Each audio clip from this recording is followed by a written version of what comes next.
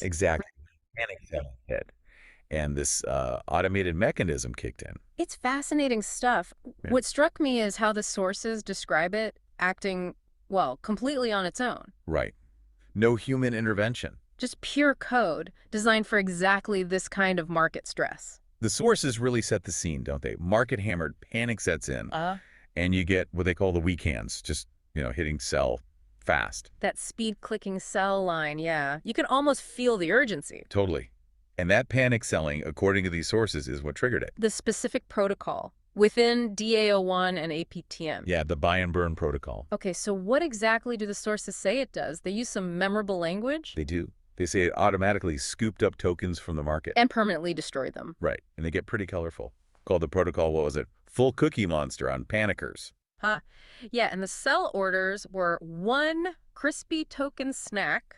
Quite the image. Nom nom nom. One source literally says. Yeah. And they really hammer home that this wasn't, someone's decision. No, the description's clear. No CEO, no button. Just code. That's the line. And they explain this thing is hard-coded. Inherently deflationary. Yeah. And it's woven into everything, right? Every product, every DX trade. Every tool in the ecosystem, yeah.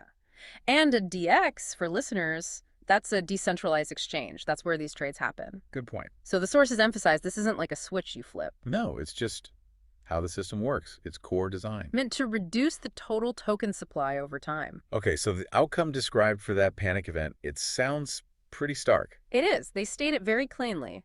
Sellers lost. Diamond hands won. And that's where the deflationary part really matters, according to the sources. Right, because the logic is that every panic dump fed the fire. So the Man. tokens sold in fear. they were the ones being bought up by the protocol, Yeah. Exactly. And then destroyed, burned, which shrinks the total supply. amplifying, they argue, the long-term value for those who held on.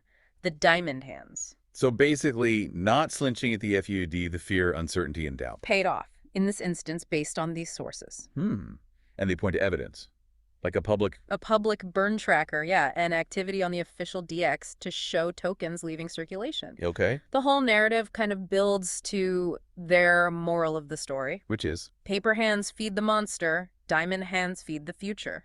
wow, that's a very clear statement about the intended incentives. Definitely. So pulling it all together, these sources are highlighting an automated deflationary mechanism The buy and burn protocol. designed to react directly to market panic. By consuming tokens from the sellers, yeah. And the intended effect, as they present it, is rewarding the long-term holders. Right, by decreasing the total supply, especially when things get stressful. So it's a system where, in this specific scenario they describe, the act of selling into fear, Actually works to the advantage of those who hold strong.